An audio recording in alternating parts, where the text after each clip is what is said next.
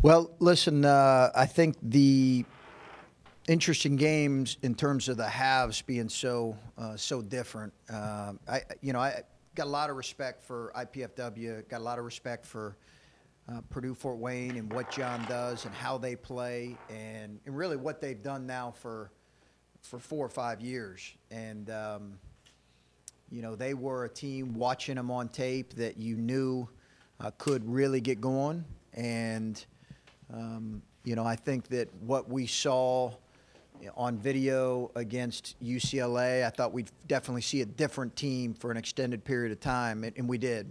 And I give them a lot of credit. I mean, without Dwayne's 2 threes there late in the first half, it's a tie game probably, or right there. It's a one-possession game. His 2 threes were really critical for us in that stretch. It just kind of broke open, gave us a little bit of life, and then we had the poor play there late. But a lot of good things to take from this game. I think probably we're not as good as we were in the second half, and they struggled more than that's not who they are either. So I'm not sure how accurate that is. But Chris, you were very complimentary of Conchar the other day. Yeah. What did you think of how Luther guarded him today? He was terrific, and he was important on him because he just made him work, moved his feet, made him earn it. Listen, when you look at his stats against high major competition, mid major, it doesn't matter. It's unbelievable. Now, he has to do a lot for his team right now, but I mean, you're talking about a guy who averaged 16, 8, 4, led the team in steals.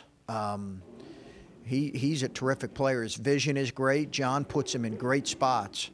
So to have Luther just make him work and earn it, I thought CJ did a good job too, mixing up with Conchar, and then also, we had some concern about Harrell, 32, being a guy who could make 5, 6 threes, and they did a good job on that. I know for you guys to be successful, you're obviously going to play really good team defense, but people will look at what Luther did guarding Conchar and be excited about that. Just how would you describe Luther's approach to defense as a freshman? Is it on a different level from maybe most freshmen or some freshmen you encountered? Yeah, I think his team awareness has to grow and get better, but I mean, he is who we recruited, in the sense of we fell in love with the kid when we recruited him, because what you saw today is who he is. He's ready to take on a challenge against a really good player. That's his identity, and yet he's a more than capable offensive player. But that's why we've chased him every day like we did, because we knew how important that was going to be for us. John was saying that he felt that you guys are playing really good team defense because guys seem committed and guys seem to be playing with a little bit of fire. Are you drawing something from Luther, from Dwayne, from the way those guys seem to bring a little bit of swagger or a little bit of something extra to the court? Well, I wouldn't be ready to say I'm not. I think Luther's mentality defensively and his competitiveness, I'm sure that bleeds into other guys for sure. Dwayne's still got a ways to go, and so does Luther on that end. But I think their confidence is contagious for sure. I think that's what you're asking, and I do think their confidence is contagious. Like I said, Dwayne's 2 threes were monumental for us. So those guys, they play unafraid, and they're excited about the challenge, and I think they had great respect for this team. Scary moment with Andre there. Yeah. And he obviously came back in a little bit in the second half. Did you keep him out for the rest of the game because it was kind of out of hand? Was it a precautionary, or is there an update on him and how he's doing? Just mainly because of the injury. Yeah, I would have played him more. If it was a close game, he'd have definitely played. But I just didn't want, and I couldn't put him back in, after he got his 4th foul. That was the reason he came out, but I wasn't going to put him back in because he was tight.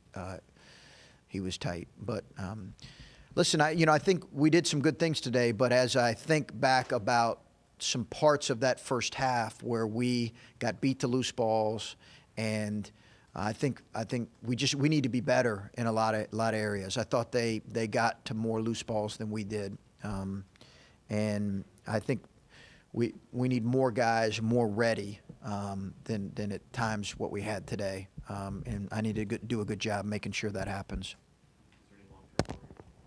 No, I think it's. I think he's going to be sore. He took a really hard fall.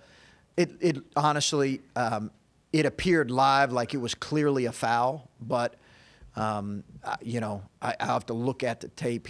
I think he said he got hit in the face. And anytime you go up and try to make a play, he did a great job running the floor. We did a great job passing it to him, and I think he went in with his left hand. But obviously they didn't call it. So.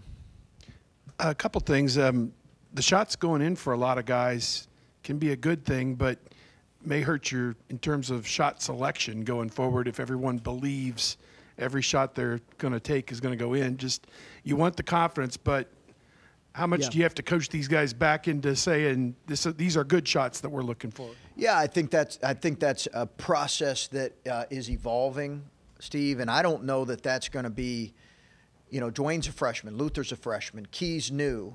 CJ, you know, can get more happy with the three probably at times than I want him to. But they were going under a lot of ball screens today, and he's worked on that part of his game. But I do think that, you know, we've got to continue to put pressure on the rim. We have to continue to look inside. Their defense was built around stopping Caleb today. And that's clear that they were set up to try to do that. And that's not going to be the only team we're going to play that's going to be set up to try to stop him. And we've got to continue to look in there and also be ready to take the open shot. Other question, you didn't play Jadon Ledee in the Cincinnati game, probably a bit rugged environment down there for a true freshman, but he comes out, I think he had 17 points in this game. Just does that give you some confidence in him knowing – he's not going to be in awe of this situation? We can play him in tougher spots going forward. I think his play in the first half is really more than you can. Not the second half is the second half, but the play in the first half is what I thought what was good for him. Those short minutes that he gave us, where he didn't turn it over, he didn't create any offensive, he didn't have any offensive fouls. He did his job. He rebounded. He defended with activity. He finished a couple plays or got fouled. He's a very good free throw shooter, but I think those minutes early those minutes in the second or first half are, I think, critical for him and critical for us moving forward. Chris, kind of going off of that, talking about the freshmen. Just how have you been surprised at how well and how much of an impact they've made here early on, or is this where you thought some of those guys would be at this point? You know, I think it's. I don't know that I've been surprised because I think they're good players. But rest assured, they're going to go through their ups and downs. And that's going to come for them and, you know, for all of our guys, but certainly for our freshmen. How they handle that's going to be really important. But, you know, they're good players. And I think we've got another tremendous test on Thursday where they'll be put in an environment where that'll be challenged. You expressed a lot of concern about the first three games, and the players who were here, Luther and CJ, were just talking about how great practice was leading to this game. How about how the players went into a tough environment in Cincinnati, the way they practiced, and then got ready for the second game without getting a little fat-headed? Yeah, I think this team understands that, you know, it's as we talked about after the Cincinnati game. Listen, it's way too early in the season to make any, you know, have any real idea on where we're at or make any statement about where we're at or where another team we play is at. We just are trying to get better with every day in practice that's in front of us, and that's what we're really trying to be committed to doing.